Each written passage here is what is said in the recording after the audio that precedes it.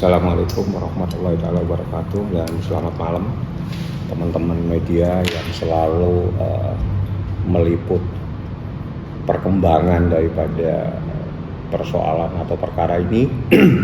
Jadi yang saya dapat info melalui Ekot tanggal 28 berarti kemarin, memang benar termohon mengajukan upaya hukum banding.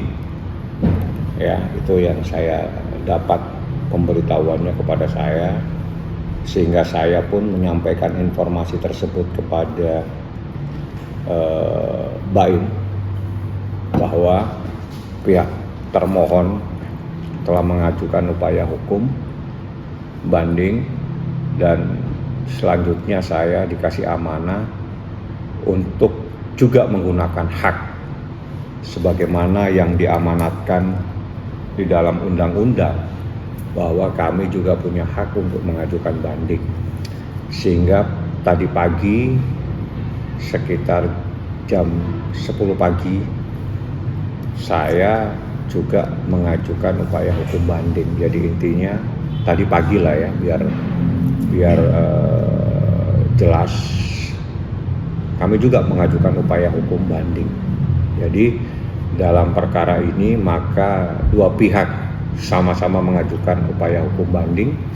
Yang pertama itu adalah termohon pada tanggal 28 adalah kemarin, dan hari ini pemohon ya, yang dahulunya adalah sebagai pemohon atau mungkin kalau lebih gampang itu adalah penggugat ya, tapi di dalam perkara perceraian yang diajukan oleh seorang suami itu namanya pemohon, mengajukan upaya hukum banding. Jadi dua-duanya banding, ya nanti kita lihat prosesnya seperti apa. Ya, itu adalah amanah yang diamanahkan kepada saya. Apabila pihak termohon banding, Bang, kita menggunakan hak kita juga sama-sama. Tapi kalau dia tidak mengajukan upaya hukum banding, saya diminta tidak mengajukan upaya hukum banding. Jadi biar selesai perkaranya sampai di sini. Tapi ternyata tidak. Tanggal 28 dia mengajukan upaya hukum banding, saya tanggal 29 mengajukan upaya hukum banding. Seperti itulah perkembangan yang terakhir. Yang terakhir berarti perkembangan hari ini.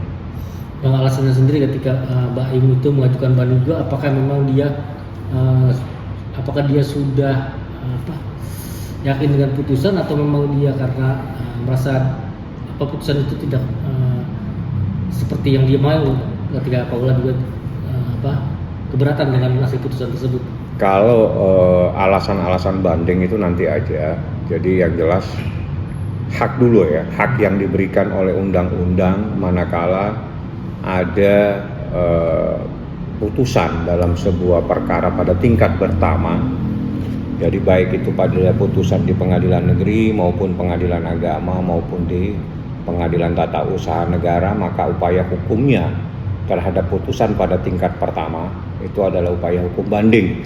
Nanti prosesnya akan diproses dan akan diperiksa dan diadili oleh hakim pada pengadilan tinggi, entah pengadilan tinggi agama kalau memang agama, pengadilan tinggi pada perdata namanya pengadilan tinggi saja, dan juga di PT-UN, jadi ada pengadilan tinggi tata usaha negara. Jadi semua itu ada tahapannya.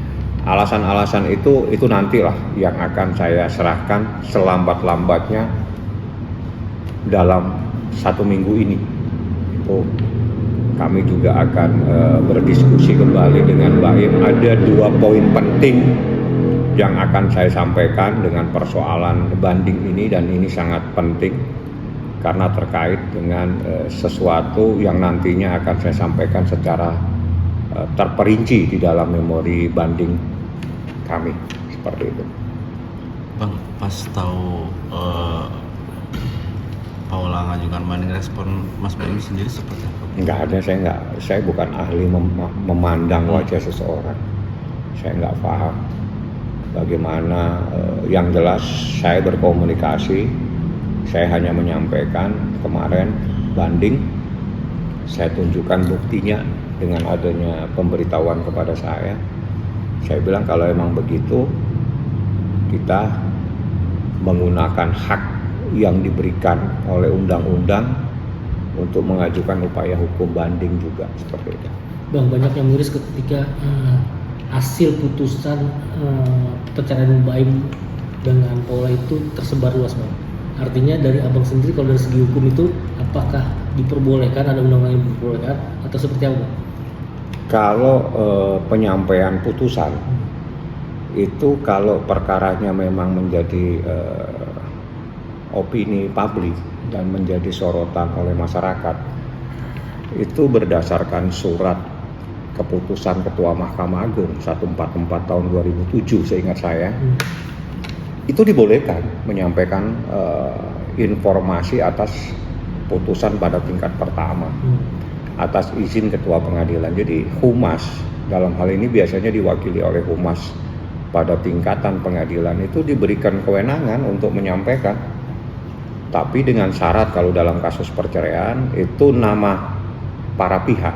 Jadi pemohon, termohon itu namanya harus disamarkan, itu saja. Tapi intisari dari masalahnya itu nggak ada masalah, harus disampaikan. Kalau memang terbukti adanya sebuah perceraian, katakannya karena penganiayaan, ya harus disampaikan. Kalau terbukti seperti kemarin terjadinya nusus, ya harus disampaikan. Karena itu untuk kepentingan keterbukaan informasi sebagaimana yang diatur dalam surat keputusan Ketua Mahkamah Agung. Seingat saya ditandatangani oleh Pak Bagirmanan ya, kalau nggak salah. Nanti saya cek lagi, kalau saya salah mohon maaf. Seperti itu. Bang, apakah Baim masih keberatan dengan hasil putusan itu? Apakah memang apa yang Baim inginkan ketika putusan itu sudah keluar, Bang? Nanti aja dibanding. Karena rahasia-rahasia ini tidak boleh kita sampaikan. Saya selalu tidak pernah menyampaikan apapun.